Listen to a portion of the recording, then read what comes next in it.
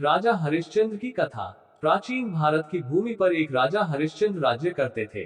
वह सत्य और धर्म के महान अनुयायी थे। उनके राज्य में न्याय, सत्य और समानता का वर्चस्व था। राजा हरिश्चंद्र का जीवन एक आदर्श था और उनके गुणों के कारण उनका नाम इतिहास में अमर हो गया। लेकिन उनके जीवन में एक ऐसा मोड़ आया जिसने उनके धैर्य, त्याग और सत्यनिष्ठा की पराकाष्ठा को परखने का काम किया।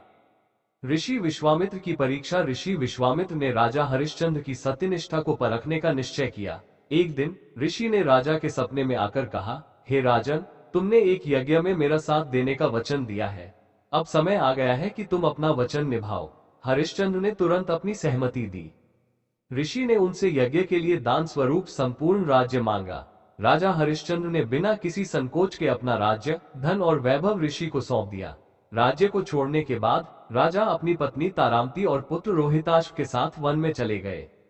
सत्य की परीक्षा। वन में रहकर राजा ने सादा जीवन व्यतीत करना शुरू किया, लेकिन ऋषि विश्वामित्र ने उनकी परीक्षा को और कठिन बनाने का निश्चय किया। ऋषि ने राजा से कहा, तुम्हारे राज्य के कर के रूप में मुझे कुछ धन चाहिए।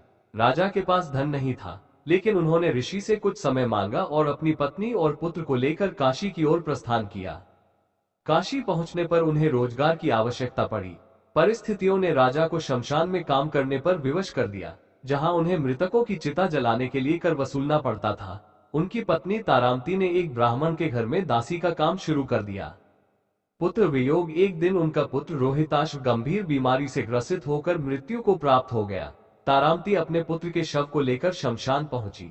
जब राजा ने अपनी पत्नी और पुत्र को देखा तो उनका हृदय टूट गया, लेकिन वह अपने धर्म और कर्तव्य से विचलित नहीं हुए।